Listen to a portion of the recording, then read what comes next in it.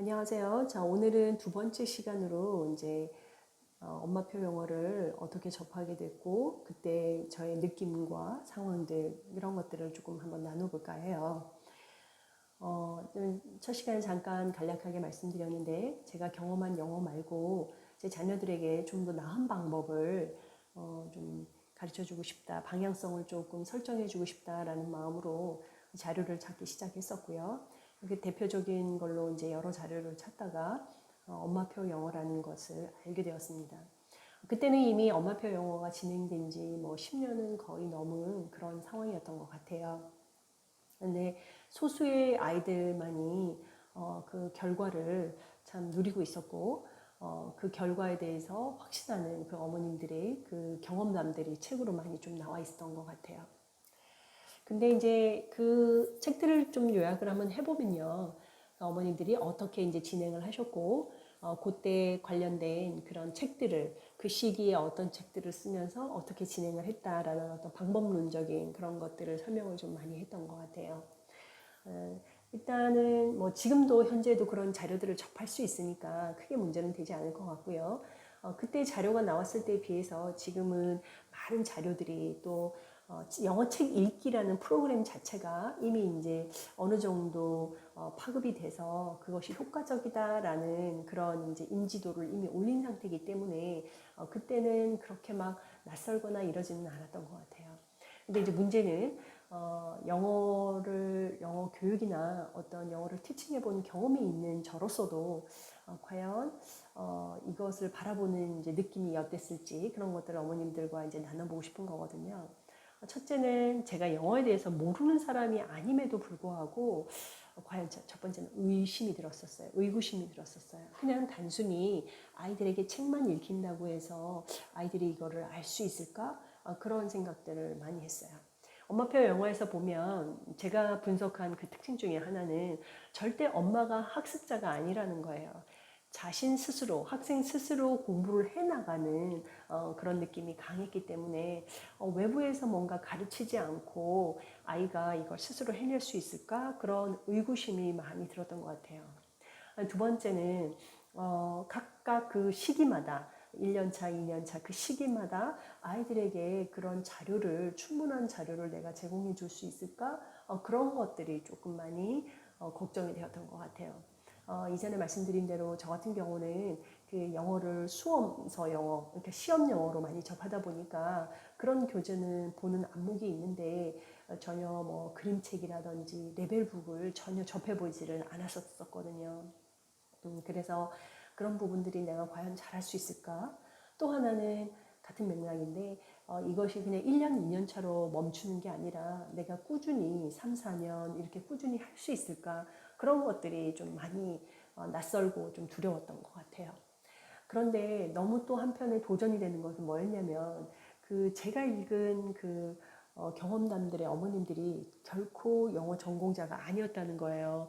절대 영어와 관련 있는 분들이 아니시더라고요. 그럼에도 불구하고 그 어머님들이 그 열정과 노력만으로 그 아이들의 그 스텝에 필요한 책들을 제공해주고 그 방법을 찾고 하는 것들이 굉장히 놀랍기도 하고 그분들이 하셨다면 나도 할 수 있지 않을까라는 그런 도전도 됐던 것도 확실한 것 같아요. 그래서 지금 이렇게 둘러보면 초반기 때 저 레벨의 그 책들은 굉장히 얇습니다. 얇고 얇다는 얘기는 그만큼 많은 책이 필요하다는 거거든요. 그래서 과연 그 많은 책을 내가 찾아내고 리서치해서 아이들에게 줄 수 있을까 이런 어려움들이 저에게 많이 있었던 것 같아요. 좀 사실은 또 한편으로는 그 많은 분들이 엄마표 영어의 또 장점 중에 하나는 뭐냐면 그 아이에 맞게 하면 된다라는 그런 말을 많이 하시죠. 그래서 사실은 그 말이 정말 지금 와보면 너무나도 맞는 말이에요. 어떤 엄마표 영어라는 것이 어떤 한 가지 방법만 있는 게 아니거든요. 이것이 어떤 아이에 따라서 자유롭게 바뀔 수 있는 아이에게 굉장히 베스트로 커스터마이징, 베스트로 이렇게 잘 맞춤 서비스를 할 수 있는 영어임에도 불구하고 문제는 뭐였냐면 해보지 않은 엄마는 그것이 너무나도 당황스럽고 두렵다는 거죠.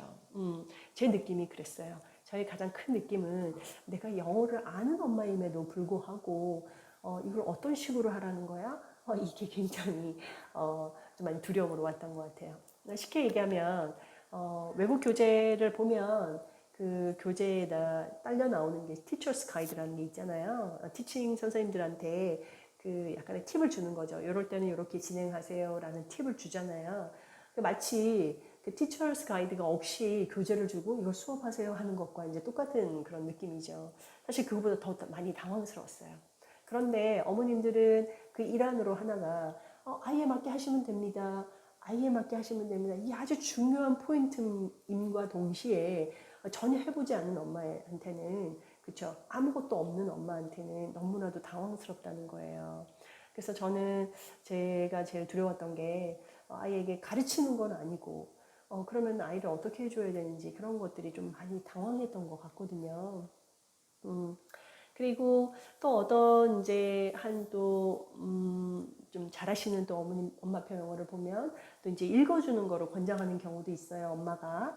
그런데 이제 사실은 저 같은 케이스는 이제 강사임에도 불구하고 목이 굉장히 약한 편에 속해요. 그래서 저는 그 할 때 마이크를 많이 사용했던 적도 있는데 어떤 대량의 아이를 놓고 강의를 하다 보니까 목소리가 약하고 또 자꾸 이래서 저는 이제 그 마이크를 썼던 선생님 중에 하나거든요.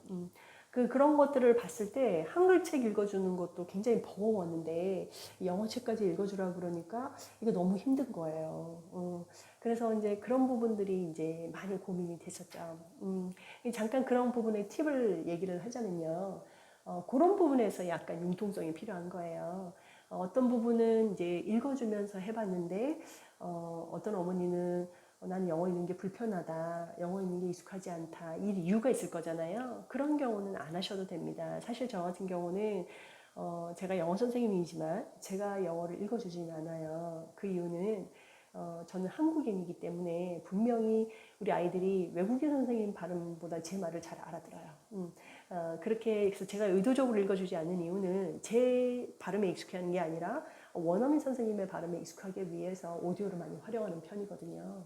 그래서 지금 보면 그 저희 자녀들 아이들도 제 발음하고 완전히 틀려요. 저 같은 경우는 L과 R이 제가 습득한 발음이지만 우리 아이들은 그 진짜 테이프에서 그 원어민에서 습득한 발음이라서 정말 틀리거든요. 그래서 절대 저희 공부방 아이들도 보면 발음이 다 제각각이에요. 저와 같지 않다는 거죠. 얘기는 뭐냐면 제가 읽어주지 않는다는 거예요. 아이가 스스로 듣고 발음을 구별해서 듣도록 하는 편이거든요. 다시 원점으로 돌아오면 또 엄마표 영어에 대해서 이렇게 많이 이제 리서치를 좀 조사를 좀 하시고요. 그 방법 중에서 내가 할 수 있겠다 하는 방법으로 하시면 되는 겁니다. 어느 어머님이 이 방법을 쓰셨다고 해서 꼭 그 방법을 해야 되는 건 아니거든요. 그런데 내가 어떤 방법을 해야 되겠다라고 내 나름대로 방법이 서지 않는다면 벤치마킹, 그 다른 방법을 가장 내가 할 수 있고 쉽게 할 수 있겠다고 하는 방법을 도용해서 하시면 됩니다. 그 방법을 이제 말씀드리는 거거든요. 그래서 제가 이 채널을 열게 된 이유도요. 스스로 방법을 개척해서 찾아가실 수 있는 분은 그렇게 하시면 좋습니다. 그렇게 하시면서 계속 고쳐나가는 거죠. 자신이 찾은 방법, 모델링한 방법을 계속 수정해 가면서 아이에게 가장 적합한 방법을 찾아나가는 것이 가장 좋은 거고요.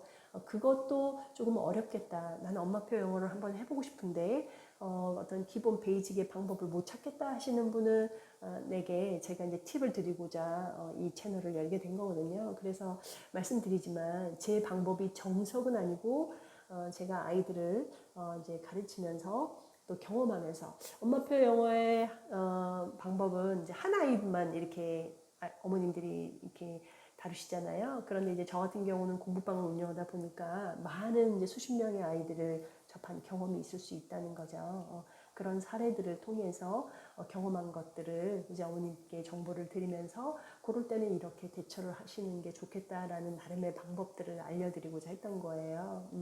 그래서 여하튼 저는 다시 이제 좀 요약으로 넘어가면요.